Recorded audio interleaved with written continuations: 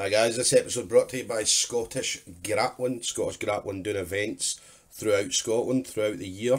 Next event is going to be SGI 7. SGI 7 is going to be held in the usual place in Maryhill Community Centre on Saturday the 14th of March. Event kicks off around about 4:30, runs till obviously finish, but usually around about 10 o'clock. Tickets are available on the Eventbrite website, which you can get the link through the Scottish Grappling page. So promises to be obviously a good night. We've got the under 75 tournament that's going to be going on, and it looks like a stacked card at the moment. Obviously a lot of big names on there, a lot of familiar names, so yeah, promises to be a fantastic event. So yeah, keep an eye out for obviously updates for that through the Scottish Grappling page. Next competition event is going to be the Glasgow BJJ Open. Glasgow BJJ Open will be held on the 5th of April. So that'll be Sunday the 5th of April. This is a gi only event. It's going to be held again at the usual place, Scotstoun Leisure Centre in Glasgow. So yeah, as I mentioned, gi only event. So obviously they're going to have juveniles, going to have adult division, masters, and obviously the seniors division as well. So obviously absolutes are going to be on, so there's going to be some absolute prizes as well. So again, James and Gary will keep everybody updated through both Scottish Grappling page and the Scottish BJJ community page. So hi guys, welcome to StoomCast. So today we're joined internationally by Louise Murray. So Louise Murray is, I believe, still a blue belt. Got your blue belt, I believe, from the Grip House, under the Grip House. And Louise obviously having a background in judo. A lot of people would remember her as a white belt going into blue belt competitions throughout Scotland, throughout the UK. And also along with the judo has a powerlifting background as well, which we're going to hear obviously a little bit about today as well. So Louise now, as I mentioned, internationally, so now currently resides in Portugal. The picture you guys would have seen, as Louise mentioned, or to me in a messenger, was our one-way trip to Portugal. So again, we'll hear about her, the change from obviously Scotland over to Portugal as well. So Louise also having a fantastic year last year, got StoomCast's first female fighter of the year, which is very exciting for us.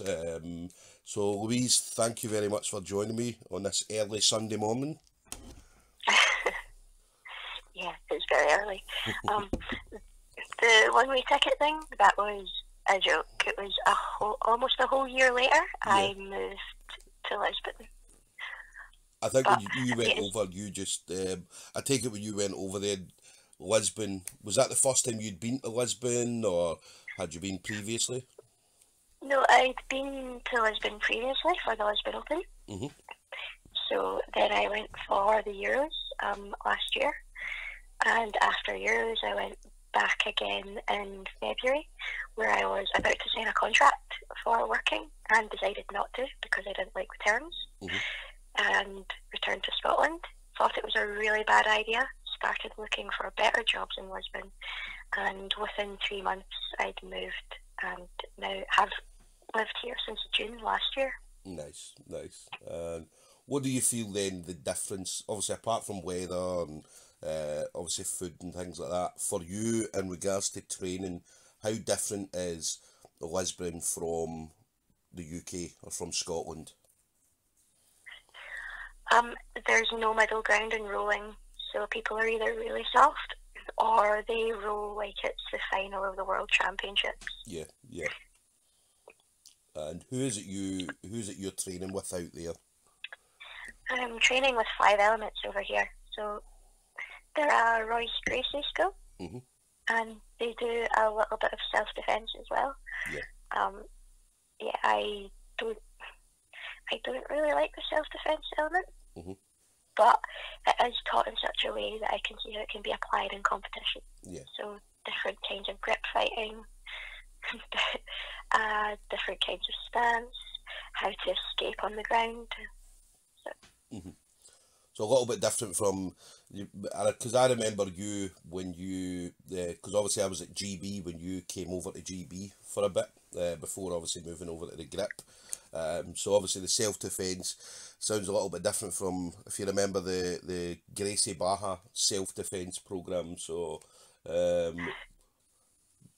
I don't remember it, which probably says a little bit about the programme or my views on learning self-defence. Yeah. So, so for you then, I mean, what got you introduced into jiu-jitsu? Because I know obviously you've got a black belt in judo. So, what was your kind of opinion, of what made you get into jiu-jitsu in the first place? Okay, so this is weird because you first met me at Gracie Barra, but that was not the first time I did jiu-jitsu. Right. I did a jiu-jitsu competition back when I was a judo orange belt. So that explains how long ago. And to give you a rough time estimate, Arizona, Mercedes Brody was a white belt at the time. Right. So we both competed together in the white belt absolute. Yeah.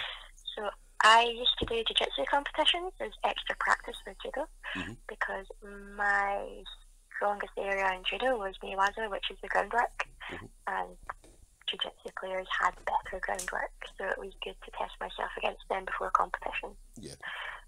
So I was known to the guys at the grip house for a long time before I actually went there. Yeah. And I remember obviously you going in whenever competitions came up. I remember obviously when you were at GB, always going in, and especially with you having the judo black belt, obviously having to go in and fight the blue belt, the female blue belts that were out there. So how did you, again, mentioned you were being an orange belt, doing jiu-jitsu competitions and so on, so how did you adapt your style, or did you adapt any style to suit the jiu-jitsu comps?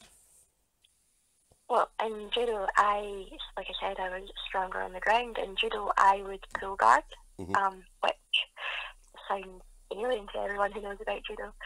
But when I switched to jiu-jitsu, I actually started throwing people and using a lot of top pressure. So I almost entirely switched. I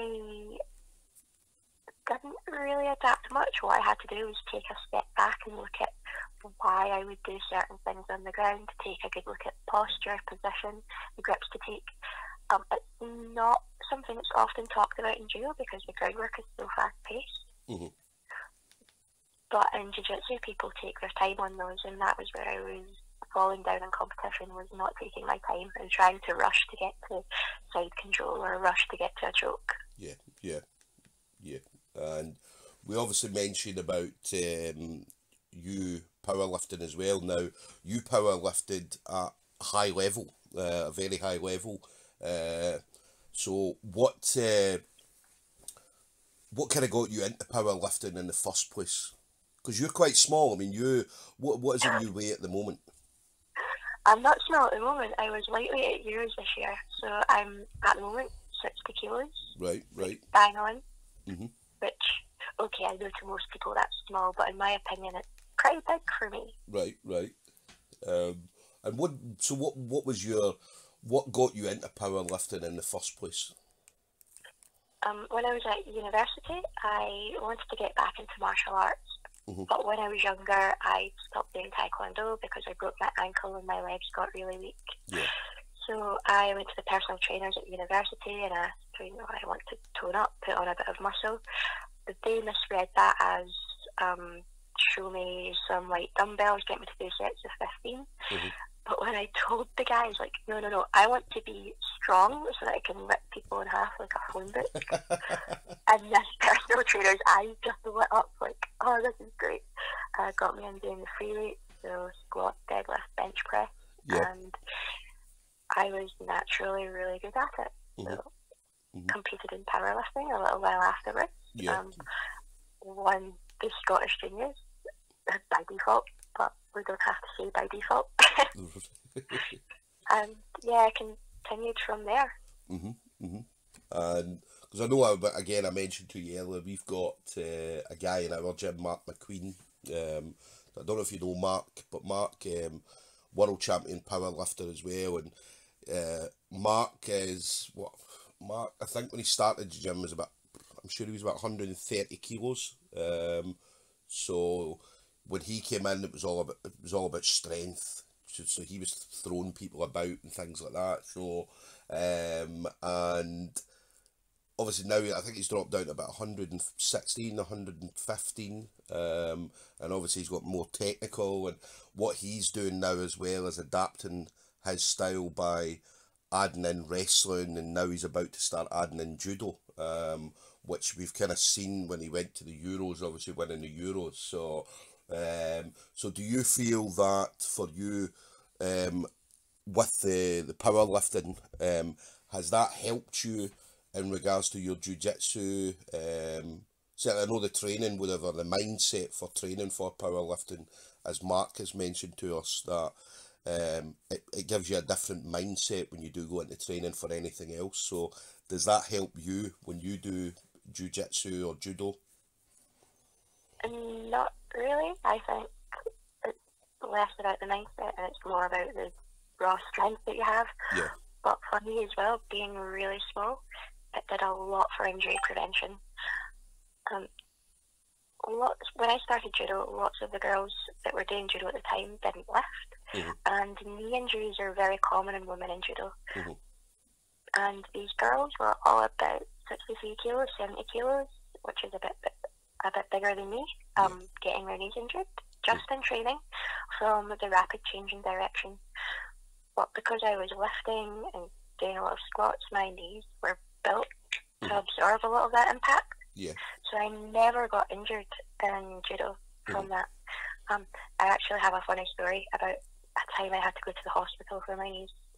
I was on my way to the gym to train for powerlifting, and I crashed on my bike, and my knee got twisted around under my bike. So I picked myself up, dusted myself off, and continued on my way to the gym. But when I got there and tried to warm up with the bar, my legs were spasming, which is the body's response to your heart. Don't do this. I went to the hospital for an X-ray, thinking that I might have done something to my knee. I might have broke my kneecap because it was quite hard impact. Yeah. And the X-ray came back fine, but the nurse wanted to take a look at my knee because it looked a bit swollen. And then the doctor came in, the doctor looked at me and thought for a second and went, "Can I see your other knee?" Okay. And the doctor told the nurse, "And that's just their quad." So I came out completely injury free because I had all the muscle built around my knee. Yeah. It would hold everything in place. Brilliant. And then obviously for jiu-jitsu, so what was the first gym? Because I know obviously you were at GB for a little bit, then obviously at the Grip House. So for you, what was the first gym that you went to start for your jiu-jitsu journey? Technically GB, although I did go to the Grip House at Christmas when judo was off.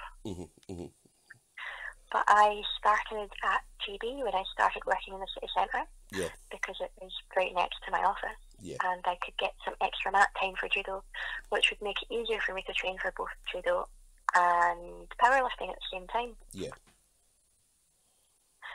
So I enjoyed the lunchtime classes at GB with the coaches. I think it was Mike and Graham. Graham McQuiston and Mike, yeah. Yeah, and Jack as well during rowing. That was always fun. But I left GB very quietly on my own when I came in one lunchtime, and I was going over a judo takedown with Mike and Graham because we were talking about, well, how do you break the balance on this? Yeah. And at the time I was still a white belt, but everyone in the gym knew I had a judo background. Yeah. And the head coach came in and said, "No takedown, no blue belt." So I just left. Yeah. Like the grip house. Yeah.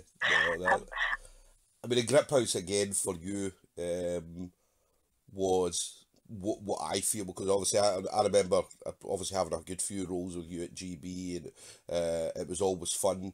But you moving to the grip house seemed to have kind of helped you or changed you in regards to your jiu-jitsu to the point where, as I mentioned, obviously last year you had a fantastic run in competitions. So do you feel for yourself that move, that change to the grip house did help you, or has helped you in regards to the benefits of how your jiu-jitsu is now? Well, definitely. The difference between the belts at the grip house and the belts at Gracie Barra was immense. Mm-hmm. At Gracie Barra, I know it sounds really horrible and arrogant to say this, but I was a fresh white belt, and quite a small white belt at the time. I was only weighing around 54 kilos. Mm-hmm. And I was running through the big guys at Gracie Barra. Yeah, yeah. To the point they were all like, something's not right here. Something weird's going on with that big girl. Yeah. I couldn't do that at the grip house. Yeah, yeah. If I tried to do that, I'd get stopped. Yeah, yeah. So that was letting me know that I had to take a step back and look at things technically. Yeah, yeah. No, yeah, right. I mean, the level between, again, not I wouldn't say all of the belts, but there was a few belts in GB. I mean, Graham, Mike, Jack, Matthew Fleming and stuff like that. So obviously me, I was out competing most of the time as well. So and maybe a few other people as well, that where you can put them in other gyms and throughout the Scotland or even the UK, and they would do okay.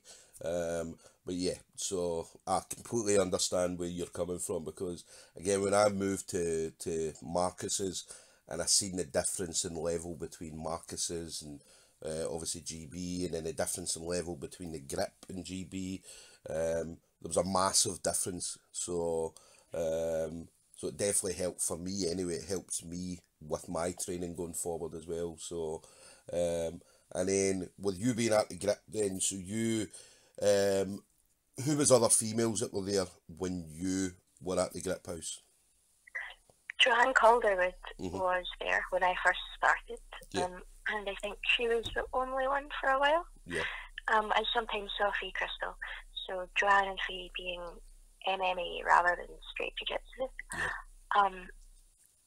There was Vary as well in MMA. Yeah. But that was really it. It was, I think Rachel was probably there, but Rachel Morgan trains in the mornings, so it's why I never saw her. Yeah. It was a while before Jennifer, Colleen, Suzanne and Christina all came in. Mm-hmm. Mm-hmm. Yeah. And you kind of notice that, I mean, obviously now, we're seeing more and more females coming into jiu-jitsu now, especially in Scotland. And again, obviously when you were at GB, I think there was only a few. There wasn't that many either at GB. I think there was maybe Kimberly was in every now and again. You had I'm even trying to think of names, but I'm sure that when you were there must have only been about 2 or 3 women there. So with where you are now, is there more females for you to train with now than what you have had the chance to train with previously? There's more females for me to train with, but they're not at the same level yet. Yeah. They're getting there. Yeah. We have a women's only class at 5 Elements on a Friday, and I roll with all the girls. Yeah. But afterwards, I roll with coaches as well. Yeah. We had a talk after Euros about how I'm having a bit of difficulty rolling here because there isn't a middle ground, and I'm not a new female that's soft. I'm fairly tough and competitive. But I'm also not a 90-kilo man who is internationally competitive and only knows Colorado and nothing else. Yeah. So it was finding ways for me to get effective rolling in where I wasn't worried about getting hurt just from somebody being able to rip my arm out the socket. So. Yeah, definitely. It's tough. I mean, it's tough. I know it's been tough for a lot of females, especially in Scotland, because, as I say, there hasn't been a lot of females that you guys have had the chance to roll with. But again, I mean, especially from GB and then go through the grip house and stuff like that. I mean, you've always rolled with guys, and I'd say you again, for your not being a female or male or anything like that, but for being at the lightweight, you were always a tough role, regardless of gender. So you were always a tough role. So for you, is it important for you to have some females to roll with, or again, are you just, I'll roll with anybody, I don't care, male, female, what weight they are and things like that? I think gender is not important. It's being able to roll in a safe environment. So trusting the people that you're rolling with, have no ill intentions behind it. Yeah. And trusting that they can slow down to your pace if they see that you're struggling. Yeah. Definitely. Yeah, it's like lots of people didn't know at the grip house that I was really badly asthmatic until I came in last year really ill, and one of the kids there was rolling with me, and I'll roll with her because she's small and she's female and she needs the girls to roll with to get better. Yeah. But I was absolutely gassed after that, and shouldn't have been, because my asthma had gotten so bad over winter. But it's that way that I need to roll with someone that they can, if they spot that I'm struggling in that way, they can stop or acknowledge that I'm tapping because I am legitimately dying. Please let me rest. Yeah. I know it's good to have good training partners like that. I mean, and that's why you mentioned obviously being in a safe environment and things like that. So, so it's always good to have good training partners like that, and especially, well, you've been at the grip house. There's a lot of tough rolls. I mean, anytime I've been up at the grip house, it's always very tough rolls. But even coming from whether I was GB or Marcus Nardini, and going up to train with these guys, it's still a safe environment. It's still, don't get me wrong, jiu-jitsu is full of egos, but there's a lot of good egos and a lot of bad egos. So with you, and again, this is always, whenever a judo black belt comes into the gym, there's usually sometimes there's egos like, oh, well, I'm not going to let this guy take me down or this woman take me down and stuff like that. Has that ever happened to you where people, as soon as they've heard about your judo black belt, have you ever been in a situation where you've been rolling where the person's been an absolute dick thinking, yeah, this is never going to happen? It's not happened from being a judo black belt. It's happened when I've been travelling as a blue belt. Yeah. Because I'm a blue belt female, I'm seen as a target. If they can beat me in a roll, that means you must be their blue belt kind of thing. Yeah. I'm like, so if you beat someone that's half the size of you in a roll, you get your blue belt because you're big. It doesn't work that way. Like, if it worked that way, I'm pretty sure I would have gotten my blue belt much sooner for just being able to squash people. Definitely. And then you moved to Portugal, so obviously you mentioned about you looking for a job. So what attracted you to Portugal itself? I like the weather, I like the food, I like the training here, even although there's the self-defense element. Yeah. And it's a slower pace of life as well. I wanted to take a step back from serious competition because I'd competed in powerlifting all through university in my 20s, the same with judo and with jiu-jitsu, and I thought I need to just slow down and enjoy life for a bit instead of always focusing on training and always focusing on competing. And that's much easier to do here because there's more to do with the better weather. In Scotland, you would train and then go home because it would be bucketing down outside. You didn't want to do anything. You didn't want to go for a hike because you would get wet and it was cold. You didn't want to go to the cinema because it was ridiculously expensive. And going out for coffees if people was expensive because it's about £5 for a coffee. Once you add a cake, you're up to a tenner. And here, it's 60. You can get a coffee and a mini pastry for 60 cents, which is, No, that's a really good motivator to me. Definitely. Well, we love coming over for the Euros. I mean, I didn't go this year, but previous 2 years I was over, and I think the first time we stayed in. Now my Portuguese is terrible, but is it Alameda? Um, Alameda. yeah, so we stayed there. The second time we stayed in, I can't even remember the second place, but it was down near the square, the main square, just down at the water. And then yeah, and then the guys stayed in, is it Barry Alto this year? So Barra Alto. yeah, so that's it. Do you know the translation for Barra Alto? no, It's the high neighbourhood. right, Because it's on a hill. right. And we also giggle here about, and because something else. But yeah. So I managed to get them in a nice flat in Barry Alto. But Portugal's beautiful. I mean, as I said, any time I've ever been, and it feels safe as well. It feels like a safe place to be. I know obviously you've got the guys out selling all their stuff and stuff like that. You've got people around, but it always felt safe. It didn't ever feel dangerous. Is that a true reflection of Portugal or true reflection of Lisbon? It's mostly true. I have had a little bit of bad luck. But that's where my self-defense training came into effect.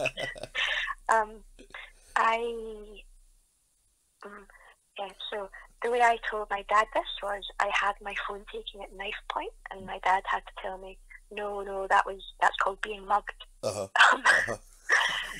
So I was coming home from training one night, and I was checking the time on my phone, and this guy approached me and grabbed my hand and was asking for a telemobile, and me being dead arrogant was like, oh, you want my number? And no, thank you. Yeah. Go away. And he was pulling my hand, like, telemobile. I don't speak Portuguese. Yeah. Then he pulled out a knife, and I was like, whoa, okay, you can have my phone. And went home. But it was that way that some people are like, oh, could you not have used your judo to defend yourself? And, well, yeah, but I'd have probably got stabbed as well. You know, part of self-defense is being able to de-escalate and get away. Yeah, definitely. That's not nice. You're one of the people as well. I mean, if you didn't have a knife, you'd be one of the people that, when you look at you, because you're obviously quite small, but under 60 kilos, you would think you were an easy target. But then, as soon as they come near you, and as you've got your judo, excuse me, you got your judo background, you've got obviously jiu-jitsu background, and then powerlifting as well, you'd be the wrong under 60 kilo female to be trying to do anything on. So. Oh yeah, I was, up until the knife came out, I was really ready to throw down. But I'm at least somewhat sensible. I know when not to escalate. So. Yeah, I mean, they always teach us that in self-defence, where if someone pulls out a knife, then yeah, you back away. Do you know what I mean? Or if there's more than X amount of attackers, then there's no point in being brave. Just, do you know what I mean? Know when to walk away type thing. So obviously something like that in that position, then yeah, definitely walking away. But as I said, if there wasn't a knife there, then I'm sure you would have took his phone. So. And his trainers. You can take the girl out of Glasgow. But yeah, no, Portugal is generally safe. I was just really unlucky. Yeah. And like you said, I look like an easy target. I'm small, I'm female. Yeah. And to top it off, I don't look like I'm from the area in most parts of Portugal. Yeah. So they will target tourists. Yeah. For anyone that's over for Euros, be careful. Portugal's safe, but some neighbourhoods specifically get targeted. Yeah. But they always say as well, I mean, if you're going around in a group, usually 2, 3, 4 people or more, then you're usually fine. But as you mentioned, obviously, if you are on your own in Portugal, sometimes, and not just Portugal, but it can happen in Glasgow, it can happen anywhere at all. So, But yeah, Lisbon, as I said, I absolutely loved Lisbon. I mean, first time we went, it was quite funny because we were there and it was warm enough to walk about in shorts and t-shirt. It was just like almost like a summer's day in Glasgow, which, as you know, could be absolutely dreary at the best of times. But so we were walking about in shorts and t-shirt, and we remember seeing people from Lisbon walking about in big jackets with furry hoods, and they were looking at us thinking, "Are you guys crazy?" And whenever we went into cafes, they would say, "Why are you wearing shorts and t-shirt?" And we'd be like, "Because this is great weather." So, and obviously being in January, as I say, it was very cold for people from Lisbon. So yeah, no, listen, we absolutely love it. We love it. So I can understand why you went over there. How's your Portuguese getting? It's okay. It's enough to get by, but I could do with more practice. Yeah. I understand more than I speak, but then I've never really spoken much, even in English. Yeah, yeah.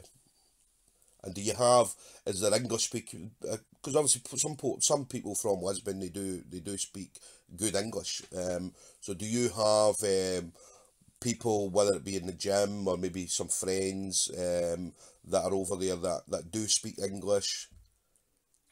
So everyone I work with speaks English because we work on nearshore projects and we need English as an international language. Yeah. In the centre of Lisbon, lots of people speak English or enough English to understand. Yeah. In the gym that I train at, 5 Elements, all of the coaches speak good English as well as Portuguese. Yeah. And most of the students can also speak English. Where I trained for powerlifting now, no one speaks English, and it's great. Yeah. Because if I don't want to have to deal with someone, I just pretend I don't understand what's going on. Right. That's good because, again, I think I did a podcast with Amal Easton where when he went to Brazil and stayed in Brazil for a while and spoke absolutely no Portuguese whatever. And the same with Marcos Nardini. Marcos Nardini moved to America, moved to Colorado and spoke very little English. So he said he went for periods of time where he had no one to talk to because nobody else spoke Portuguese apart from Amal Easton, and vice versa for Amal. No one in Brazil when he was there spoke English.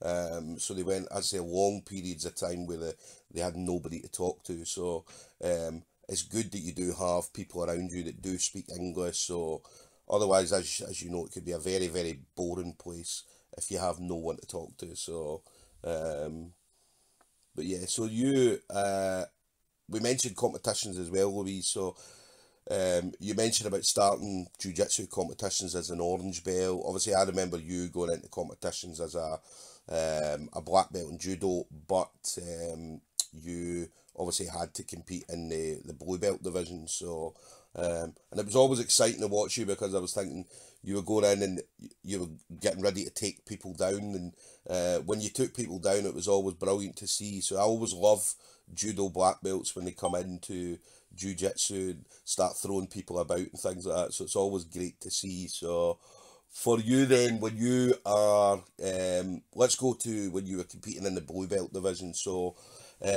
how did you get on in competitions when you first started having to go into the blue belt divisions?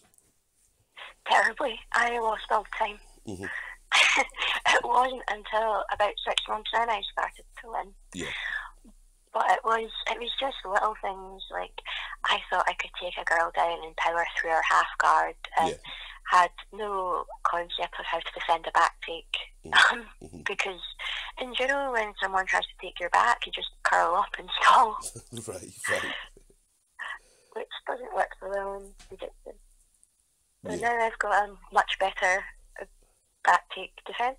Yeah. And also passes from back takes, which is nice. I think I'm trying to remember the first time I won at blue belt. It might have been at one of the BJJ 24/7 comps.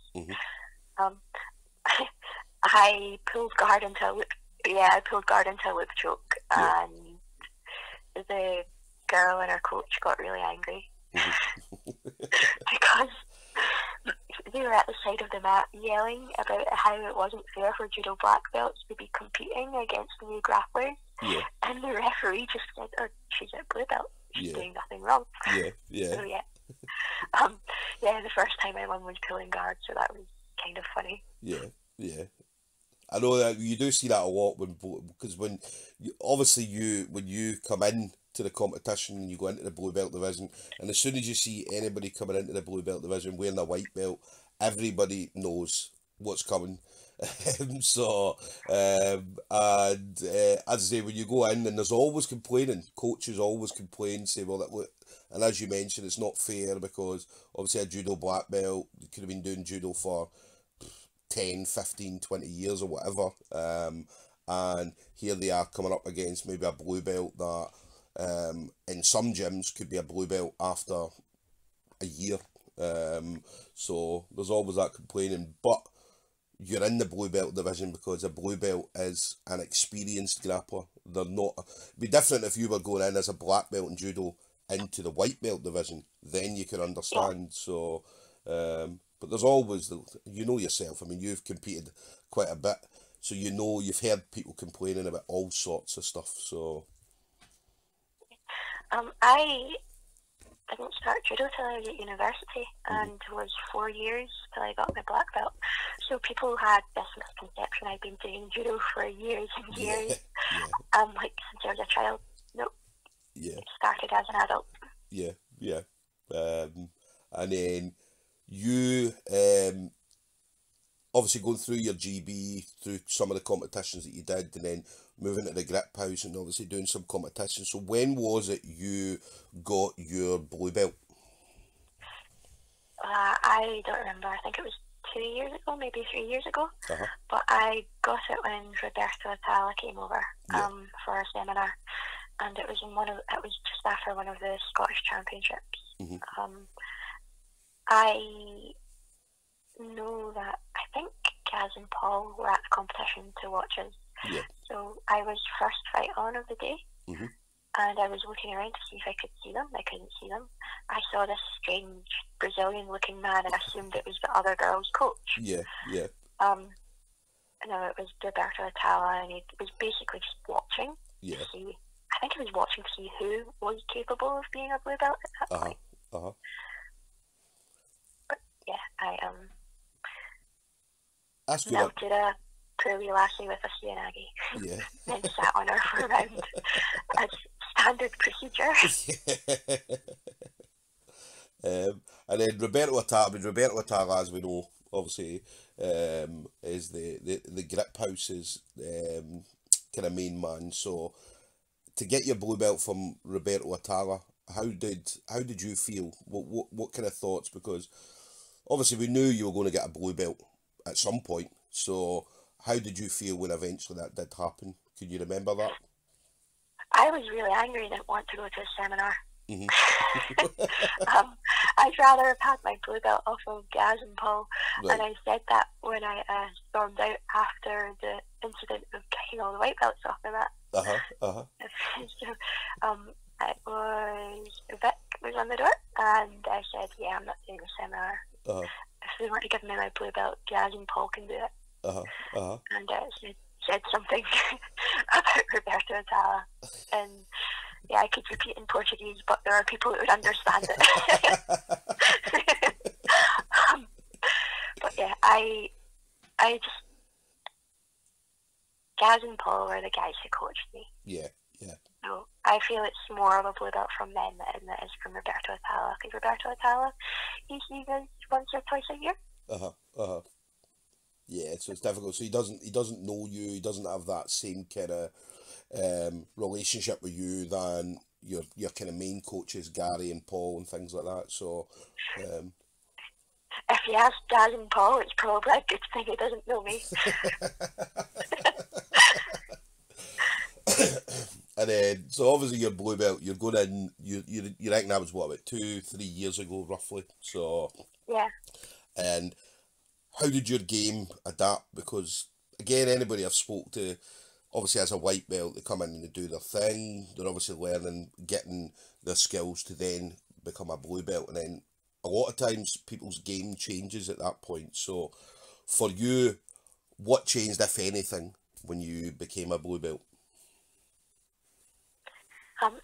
There wasn't an awful lot of guard at that point. Yeah. It was entirely top pressure and takedowns. Yeah. So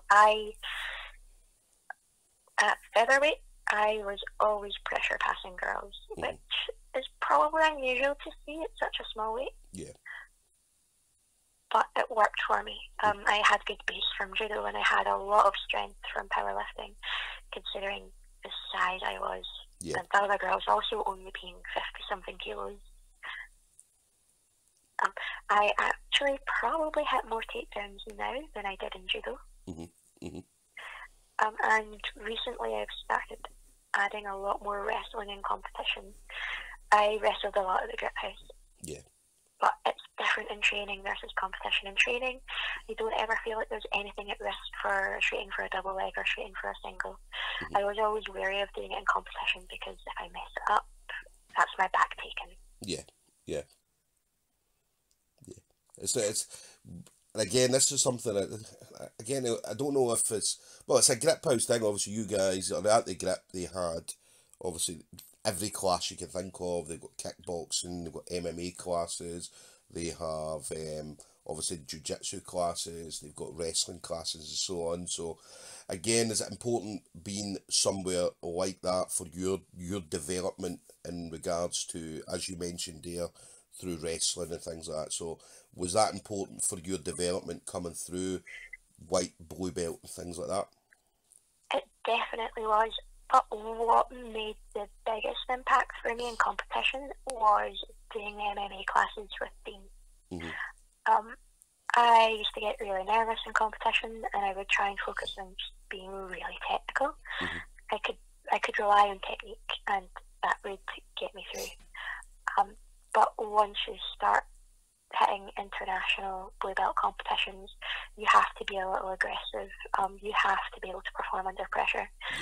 So Dean's MMA classes help with that, because I was getting crushed against the wall by 70 kilo men for 15 minutes every Friday night.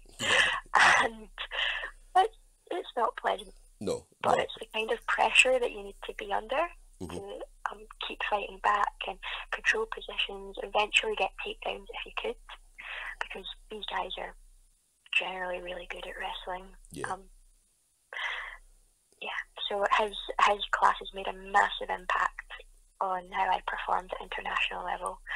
Because the first international I did was the Lisbon Open, and I got mauled by a Czechoslovakian girl. It didn't help that I'd entered it lightweight, thinking I wouldn't make weight for feather, and then weighed in well into feather. But yeah, I wasn't happy. I was really upset and said, I don't want to do nogi, I want pizza.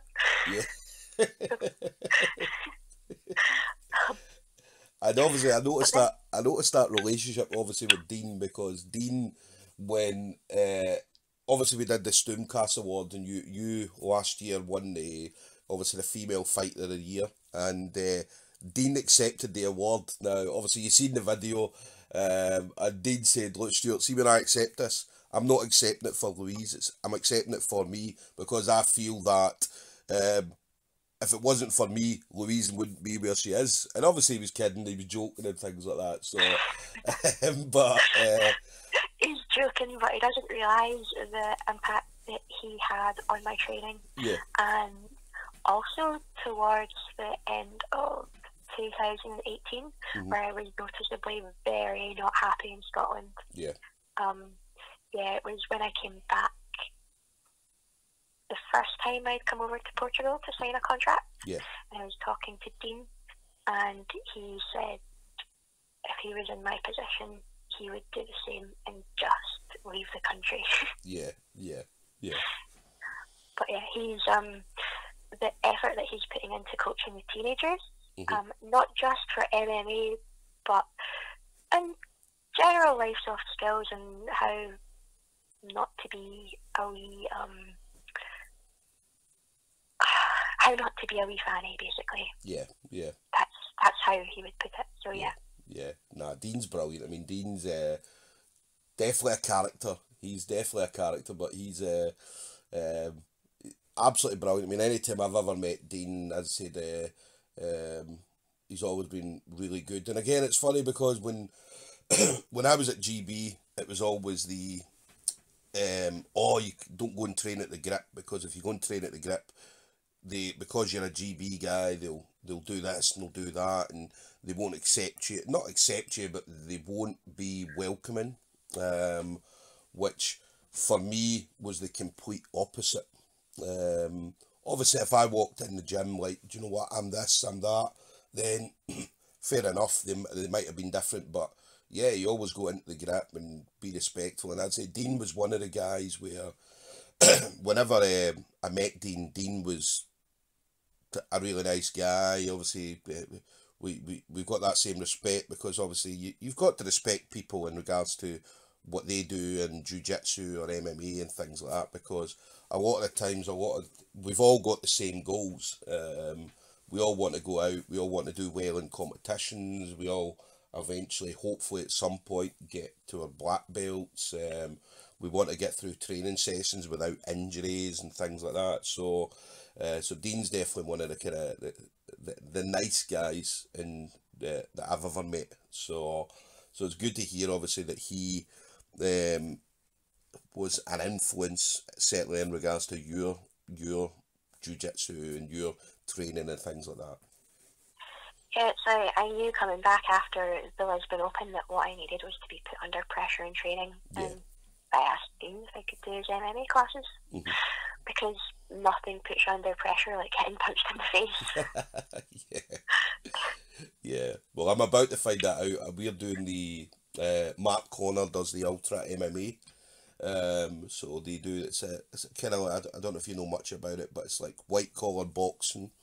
And what happens is you do it for charity, which is cancer research, so they raise a lot of money for that. So I've signed up. Obviously, never done MMA before. Obviously, have my background in jiu-jitsu, and so yeah, for the next 8 weeks, I'm going to be getting, exactly as you said, I'm going to be getting punched in the face, and it's going to be funny, because obviously they say that a jiu-jitsu guy is only a jiu-jitsu guy until he gets punched in the face, and then everything changes. So for the next 8 weeks, that's certainly what I'm going to do, so I'm looking forward to it.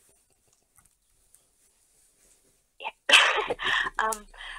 I actually learned how not to get punched in the face a lot, which helped my jiu-jitsu, because all the grips you would take to avoid getting punched in the face are really useful in competition. Yeah. That's good. And then are you doing anything like that in Portugal at the moment? Because obviously we know that you're doing jiu-jitsu. So are you doing any kind of MMA training in Portugal at the moment?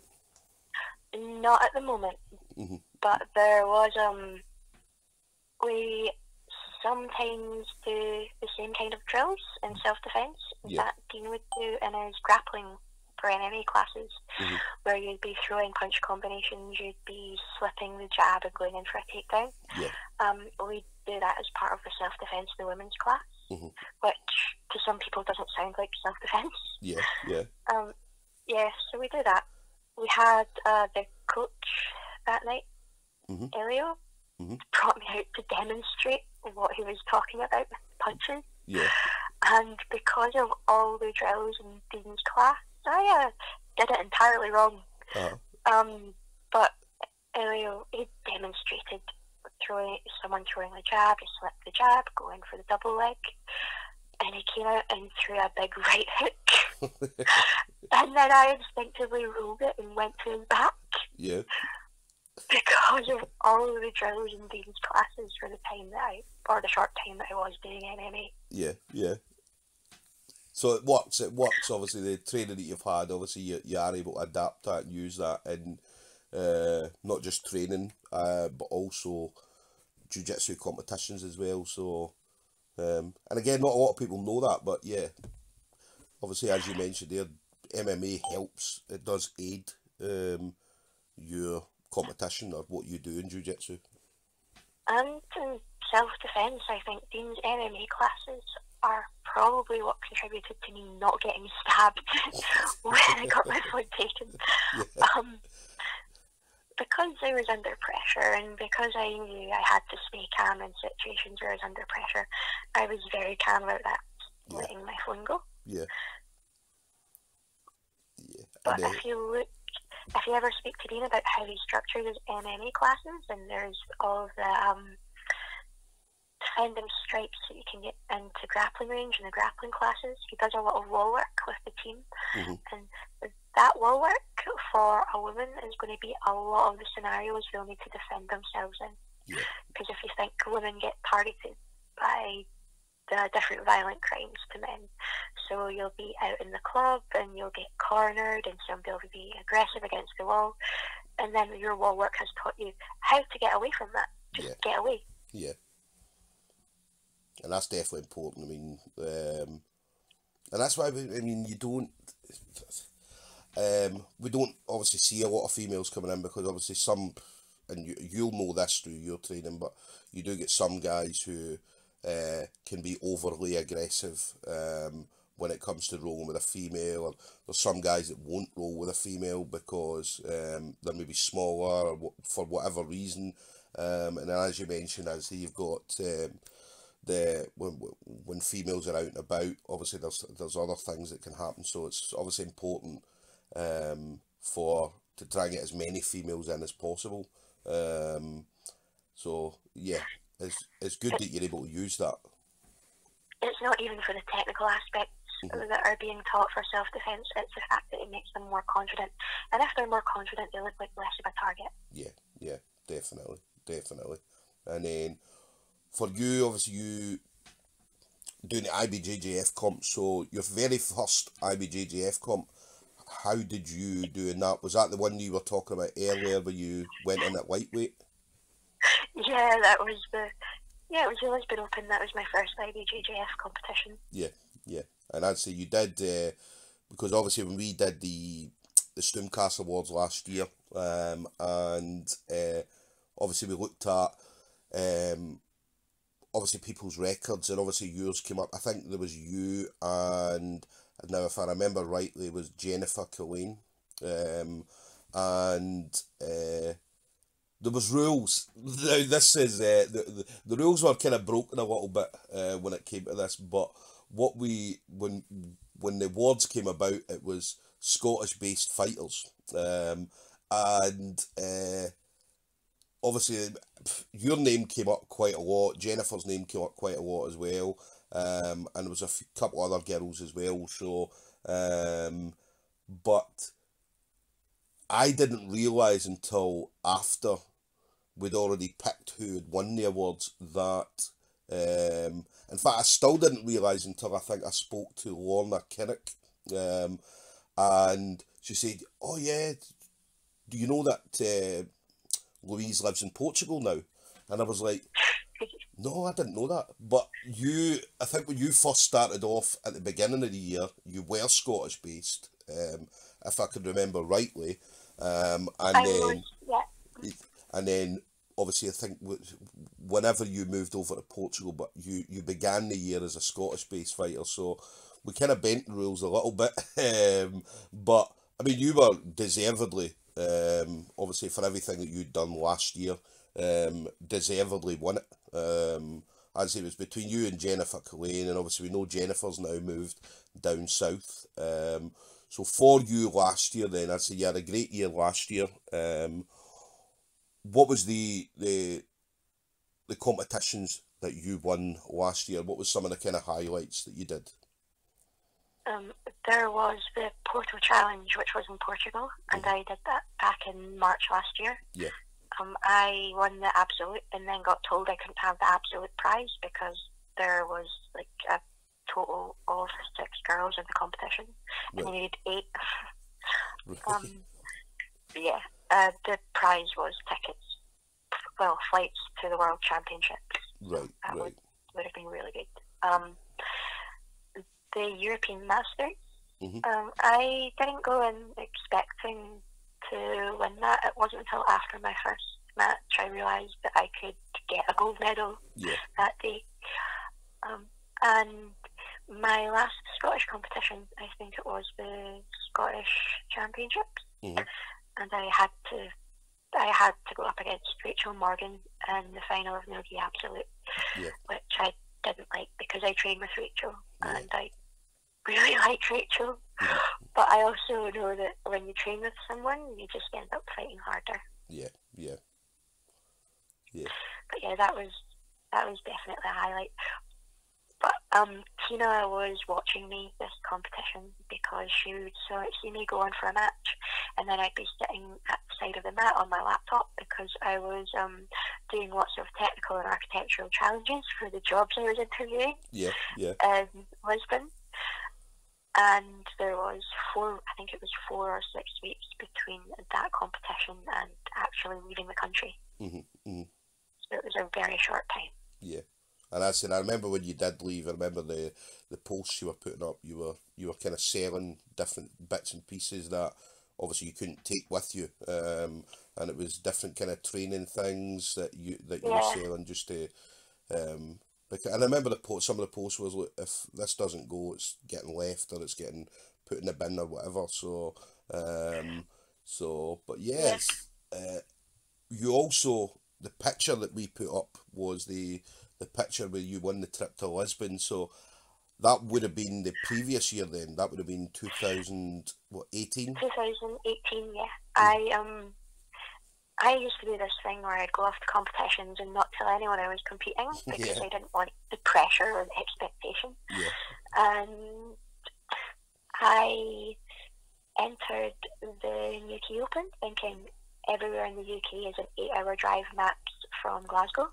That's Rafael dos Santos' competition, Yeah.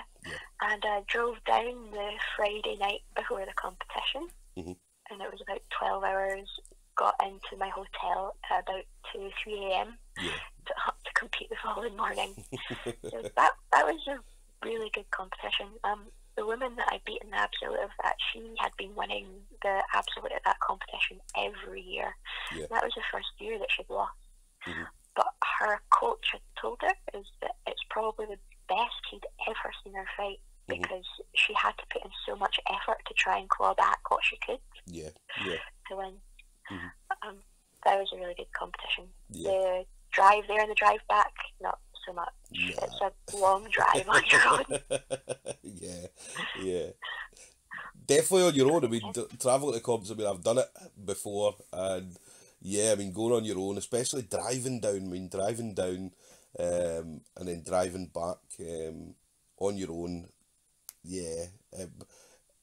and people don't realise this. I mean, obviously getting to the comp, a lot of people just see the competition and see whether it be smaller comps or even the big IBJJF comps and think, oh, this looks fantastic.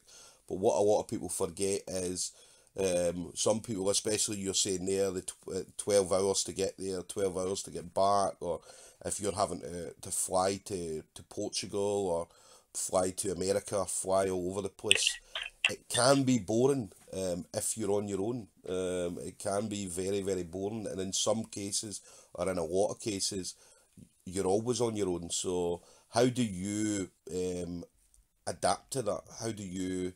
What do you do? Is there things that you do to, especially when travelling, that kind of helps you when you're going over there? Nothing really. I think for some of the competitions I did in Portugal, I wasn't on my own. My ex-boyfriend was from Porto, so we would travel over and make it a trip to visit his family and a trip to go to competition.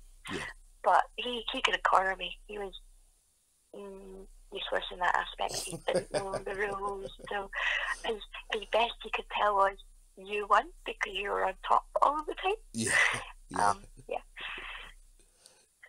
But when I was traveling on my own, it didn't make much difference from powerlifting. In powerlifting, I would frequently go to the competitions on my own, so I would be travelling to the British on my own.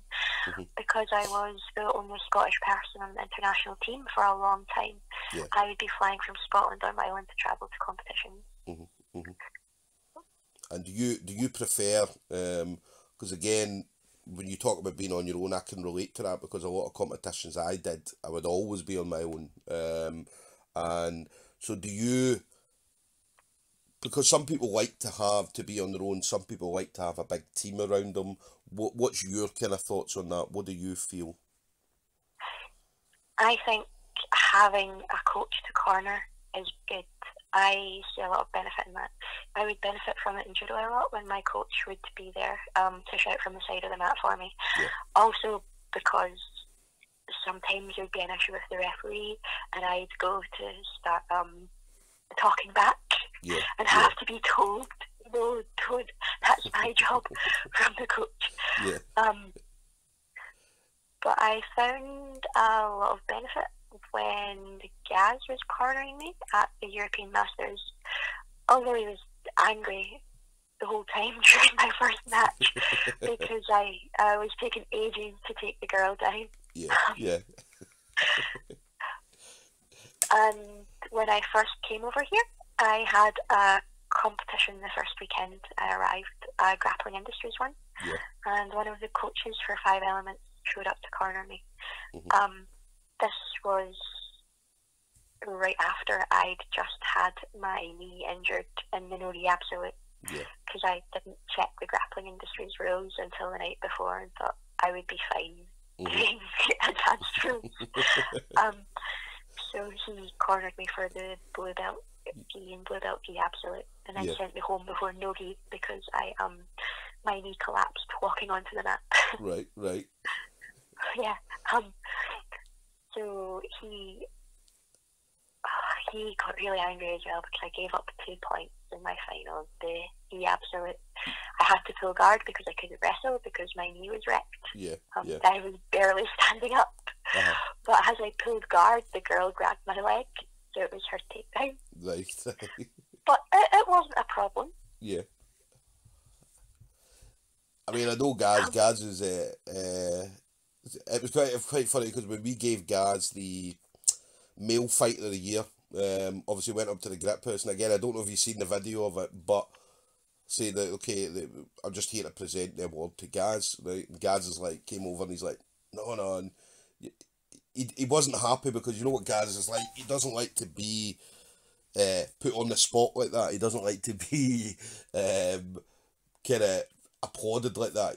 Gaz likes to do his own thing and just be left to it. So when I put him on the spot with the camera, and it was Dean Riley, in fact, Dean's like, go Gaz, get the award, go. So Dean made it worse for it because Dean was having everybody clapping and everybody stopped the class to come over and see what was happening. So I can understand, obviously, Gaz, as I say, I've seen him both training, competitions and things like that. He can, whenever a position's lost or if a point's lost, he can be very vocal. So, which is a good thing, because you do need to have someone in your corner that is open and honest like that will tell you, look, you did this wrong, you did that wrong, or you did this good, you did that good. So it's again important for you to have someone like Gaz in your corner if you are doing comps.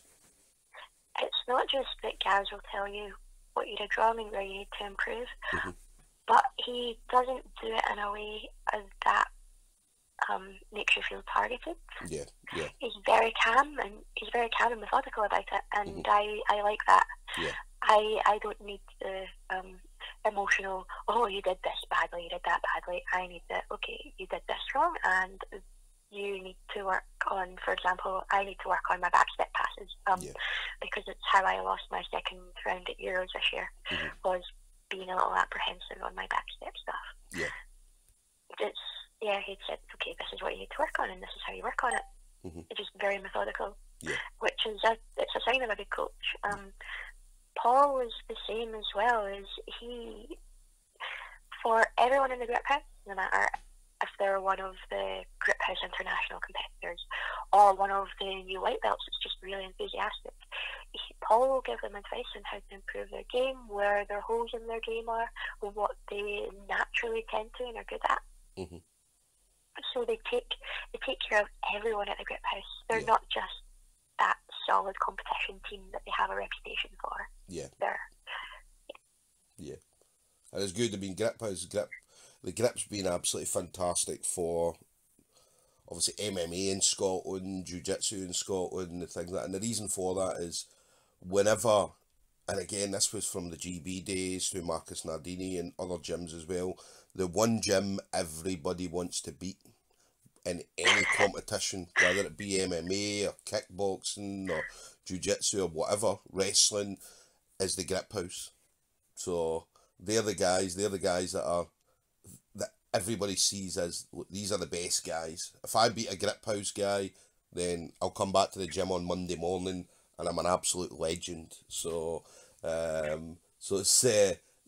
Grip's been fantastic for martial arts in Scotland as a whole. So yeah. We do, this is related to that, but we, in summer here, we only do no-gi because it's too warm to wear a gi. Yeah. So I've still got my Grip House rash guard. Yeah. We had a visitor from one of the England gyms over during the summer, and she spotted the Grip House rash guard. Yeah, yeah.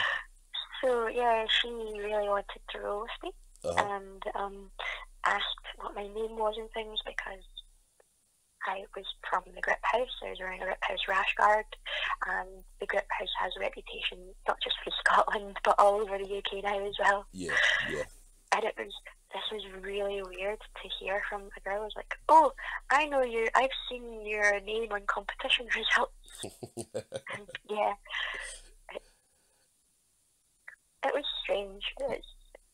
The last time I had that was in powerlifting at a world championships, where I had girls in my weight category come up to tell me that they knew me and I'm the reason they got into powerlifting. Yeah. And it's a very strange feeling, especially when I'm just a blue belt. Yeah. And this is my hobby. It's not a way I'm going to make money. It's not going to make me famous. So yeah. It's good that, I mean, obviously people recognise you. So obviously if they're seeing your name on competition boards and things like that, so it's good for that to happen, especially being in Portugal. Obviously not even at the Grip House, because it'd be different if they came to the Grip House and they say, "Oh, you're Louise," or "You're Cogsy," or "You're whoever," but to actually go to Portugal and say, "Well, I recognise your name," so that's always good to see. Always good to see. So it means people are watching, Louise. People are watching. yeah, I would rather people here didn't recognise me, but there is a coach from Porto who has refereed a lot of my competitions and recognises me. Yeah. Marco at Hartslav, he's really nice. Yeah. And his daughter as well, who I forget the name of. Yeah. But he's watching me a lot in competition over here, so I don't get to hide. Yeah, definitely. And I don't get to hide locally in Lisbon now either, after the grappling industry incident. That's right. And then for you then, what's the future for you? Because obviously you mentioned the Worlds, okay. So obviously is that something that you want to do? Because obviously the competition you were saying where there was only 6 people in the competition, so unfortunately you had to have 8 to get the Worlds competition. Yeah. So is that an important thing for you? Is that a goal for you to get over to the Worlds? I would do the Worlds Masters because I'm a realist, and I'm old now. I'm not as athletically capable as I used to be. Yeah. I don't think I'd hang with adults at world level. But World Masters and possibly World Nogi. Yeah, yeah. I would like to do a few more sub-only grappling matches over here. That would be nice. But I never see women on the cards over here. Yeah. And apart from girls I already know, I rarely see females above blue belt over here either. Yeah, yeah. And then what about coming home? So if you're coming for a holiday back to Scotland, you're not fancy getting on one of James McIntyre's sub-only comps, Scottish grappling? I could.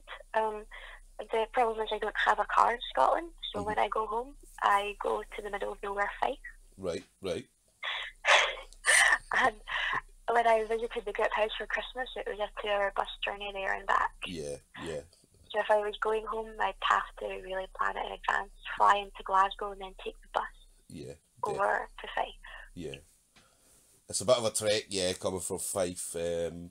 So 2-hour bus journey. But I'm sure, listen, if anybody's listening and there is a sub-only comp as SGI on, then because there's guys come off from all over the place now, Fife and things like that, so I'm pretty sure you'll get a lift through, no problem at all, Louise, if you did need it, if you were ever in Scotland. That would be really handy. I know that I can crash at Tina's house. Yeah. Or any competition I want to do in Glasgow. And Tina's been over here to visit Lisbon before, that was fun. Yeah, yeah. So, yeah.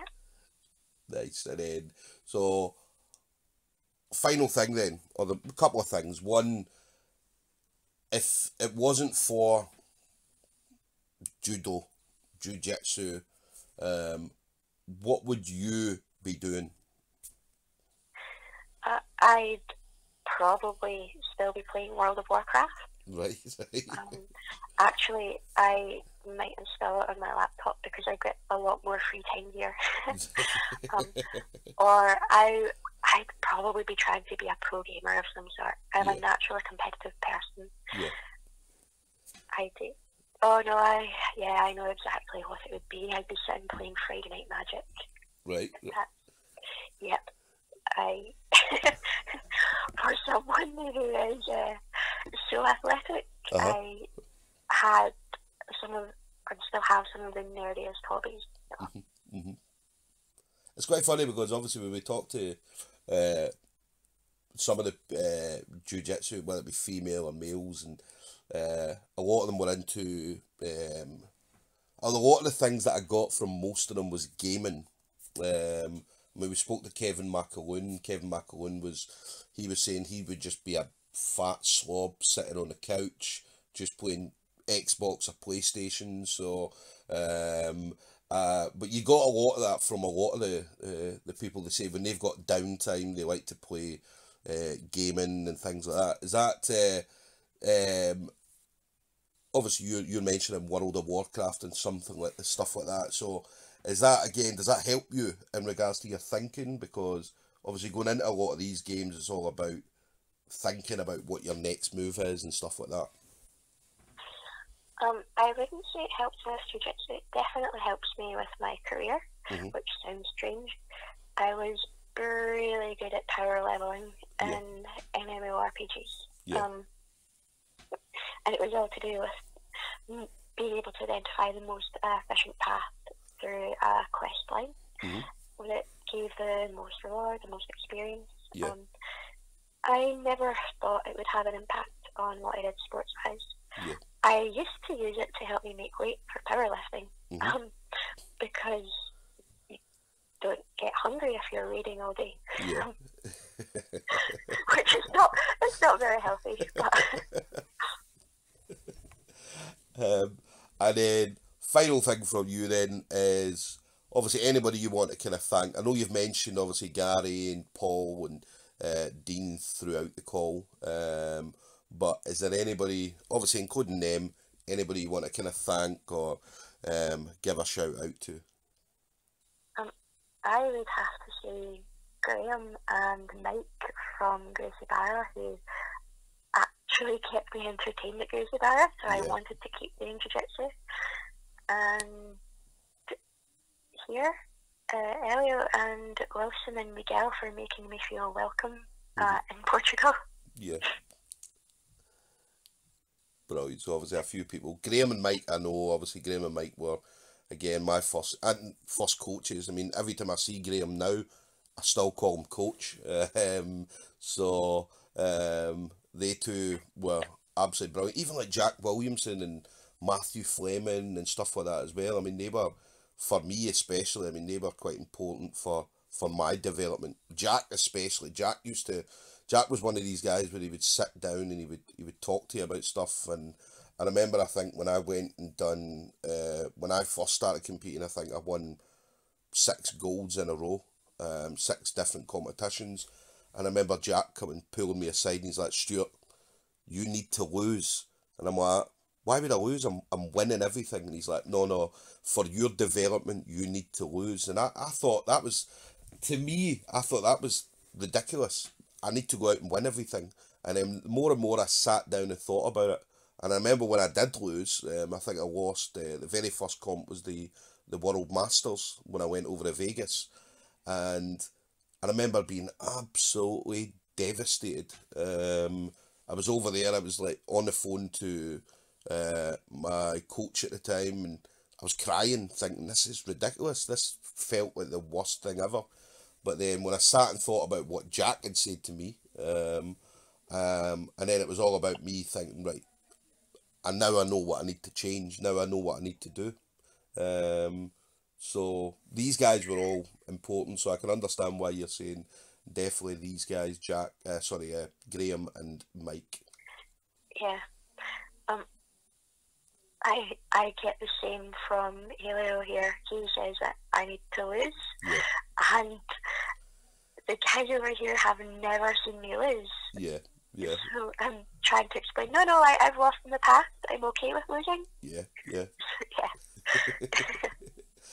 It's tough. I mean, as I say, as a competitor, we want to win everything, but as I say, we do need to have someone in the corner saying, look, do you know what I mean, you need to lose, or this needs to happen to make you, or to help with your development. So, as I say, I just remember Jack saying that to me, and I'm thinking, no, lose, no chance. And then obviously I did lose, and as I say that, I took it quite bad, because it's tough. I mean, we put everything sometimes into competitions. So obviously if you're having to cut weight, or the amount of training you put in, the amount of rolls you have in on the mat during a build up to a competition, changing things, not seeing like family, not seeing families for a while, or friends, not going out, socialising.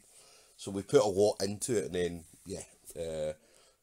we win the gold. For me, it was expensive flying places that I didn't actually want to go. Yeah. It's less so in jiu-jitsu. Jiu-jitsu competitions are usually held in cities that are worth visiting. Yeah. But for powerlifting, you could be in the middle of nowhere, Russia, with nothing around. Yeah. And then you'd just miss out on a medal by, say, 2.5 kilos. Yeah. And you're there for a week with nothing to do except sort of wallow in your own self-pity while you watch everybody else perform better. Yeah. Nah, it's a horrible thing sometimes, competing, but I'd say a lot of times it's worth it. I mean, as you mentioned there, you do get to visit places that you normally wouldn't go to, had it not been for the competition. So that's a great aspect, and especially jiu-jitsu. I mean, jiu-jitsu, the community as a whole, I mean, you can go anywhere in the world and find out if there's a jiu-jitsu place there, and you're welcome. So that's what I love about it, the social aspect as well. So, but listen, Louise, it's been an absolute pleasure talking to you. As I said earlier on Sunday morning, what's your plans for the rest of the day then? Are you chilling? Do you have any training on for the rest of the day? I'm going to go lift after this. Right. And if I get done early enough, I can go take the bus to the beach. Right. How's the weather in? Yeah, how's the weather in Lisbon? This morning it was awful. It was foggy and a little bit rainy, but the sun's come out and we've got a whopping 17 degrees of Scottish summer today. Brilliant. Well, listen, it's not 17 degrees here at the moment, but and I definitely don't see any sunshine. So, but listen, I hope you have a good day. Obviously enjoy your lifting, and if you do get to the beach, then obviously enjoy the rest of your day. But I'd say it's been an absolute pleasure. We hope to see you back in Scotland soon. As I say, just for a visit. Yeah, listen, just for a visit, even if it's only for a visit. And hopefully we could get you on, or hopefully James could get you on SGI if he's got an SGI comp going on at that time. So I mean, there's a lot of, I mean, you know, obviously Scottish, the females in Scotland is becoming bigger and bigger now. As I say, there's a lot of blue belts and things like that, a lot of women coming through that are absolutely phenomenal. So I'm pretty sure James can get you matched up with someone. So but it'd be a pleasure to see you back in Scottish soil, competing again. Yeah, just for a visit though, because I really like living here. Yes, yes. Awesome. It was great speaking to you, Stuart. Yeah, well, listen, you enjoy the rest of your day, and we'll hopefully speak to you soon then, okay? Okay. Take care then. Bye-bye. Take care. Bye. So, guys, that was Louise Murray.